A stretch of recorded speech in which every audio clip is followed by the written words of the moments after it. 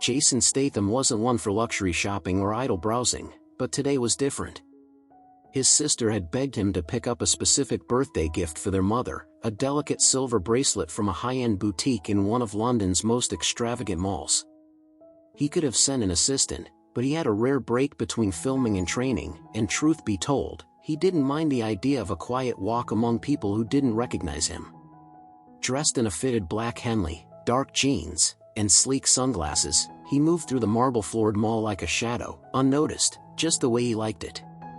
The air smelled of expensive perfumes and freshly brewed coffee. He stopped at a small cafe, ordered a double espresso, and leaned against the counter, watching the world go by. That's when he heard the loud, mocking laughter. A group of teenagers, all crisp designer labels and cocky smirks, were clustered near a fountain, their voices carrying.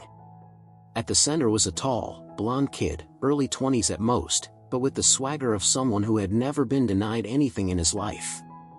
His Rolex gleamed under the mall lights as he gestured wildly, holding court.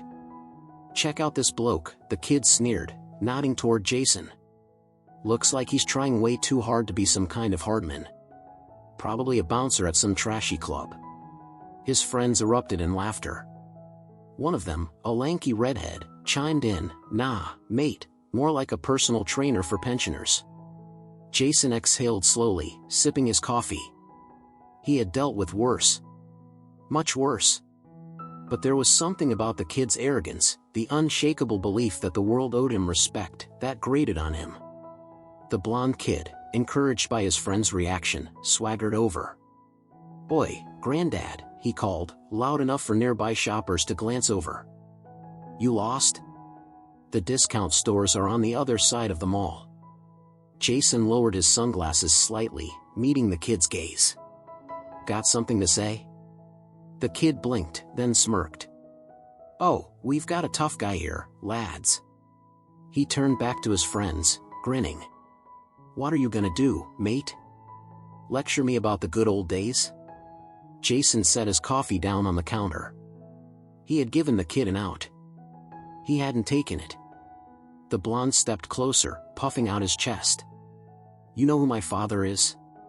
One word from me, and security drags you out of here in cuffs." Jason almost laughed. "Is that right?" "Yeah, that's right," the kid snapped. Then, because his ego couldn't resist, he shoved Jason's shoulder. "Bad move."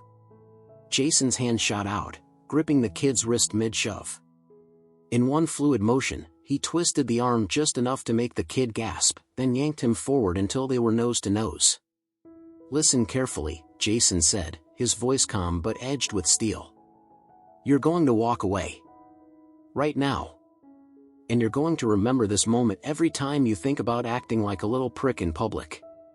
The kid's face flushed red with anger and embarrassment. "Get your hands off me." He swung wildly with his free hand. Jason dodged effortlessly, swept the kid's legs out from under him, and slammed him onto the marble floor with a controlled thud. The impact knocked the wind out of the kid, his designer shirt rumpled, his confidence shattered. His friends froze, their laughter dying in their throats. Shoppers gasped. A few pulled out phones, but Jason ignored them. He kept the kid pinned with one knee, just enough pressure to remind him who was in control. "Lesson 1, Jason said, his voice low. "Respect isn't bought.